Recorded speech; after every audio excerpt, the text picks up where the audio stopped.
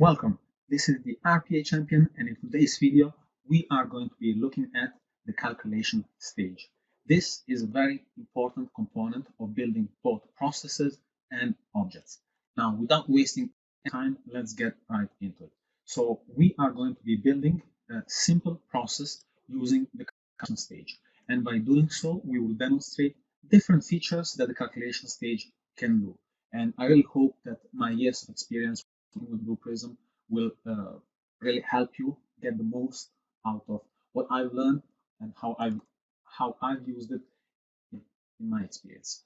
So the first thing that we need is a few variables.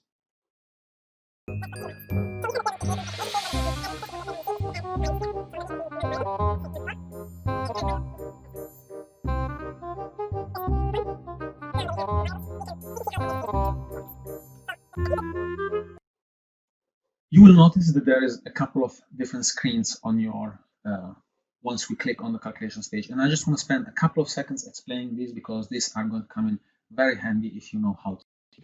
So on this side, this is where you're going to see all of your different variables. So we just created two variables, data1 and data2, and this is where we see them. If we had any other variables, we would see them here. Now, if we had different pages in our process, we could click on this button and we would see the different pages and the different variables on those pages, only if we enable that variable to be seen on other pages. I'll show you what I mean. So if we uncheck this variable will be seen on the other pages. So this is to easily get access to your variables. This is a really neat feature from Blue Prism, and I really appreciate working with this. Why? It allows you to just drag and drop your variables and have access to them really easily and never forget what they're called or what kind or type of variable they are. Now, another really cool feature is these functions that you have here. So the calculation stage is not just used to calculate mathematically things, but it can be used for a whole different set of different functions and tasks and activities on your data. So for example, you could use conversion functions. So to convert minutes to hours, hours to minutes, vice versa. And these are all the different functions, for example, available. So how do you work with these functions without going into detail of all of them? So let's say, for example, that we wanted a numeric function. So we said that we want to add two variables. We would go to the numeric function. We would select the add. That's what we wanted to do. We will take, let's erase this. We will take data1 and data2. And once we click paste, it will generate the expression that needs to be created to add two variables. Now we're missing something. We're missing where to store this data. Now we can store it, we can pass it back into one of our variables that we created, or we could pass it into another variable. Now let's create another variable.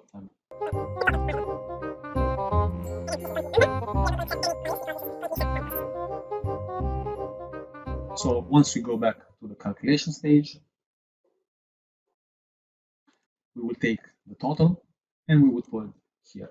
Now store results in the total, and the results will be stored here. Now, another neat feature from Blue Prism is that we can validate this expression. We have, let's say, we have a little bit of a more complicated expression, or we have some symbols or quotes or something that we're not really sure if it's going to be executed.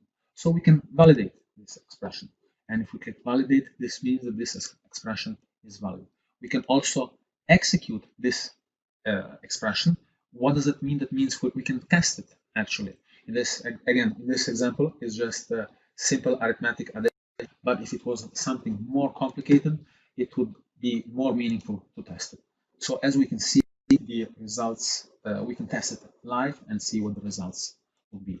So this is really cool for working with your data, working with different functionalities of your data, converting your data. The different logic as well could be applied here as well. So therefore, had an if or an else statement, an and or an or, you could apply all of those here onto your expressions, and therefore not just work on the data, but actually have a result based on a logic. I really encourage you to check them out for yourself to create a little process. That is the best way to learn.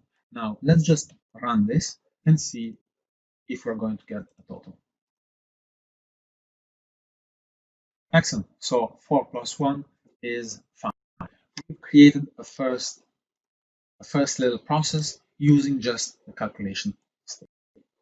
Next, we will see the multi-calculation stage, but I will leave that in the next video. I really hope you enjoy this video. If you like it, give it a thumbs up, subscribe for more content, and I'll see you in the next video. Have a great day.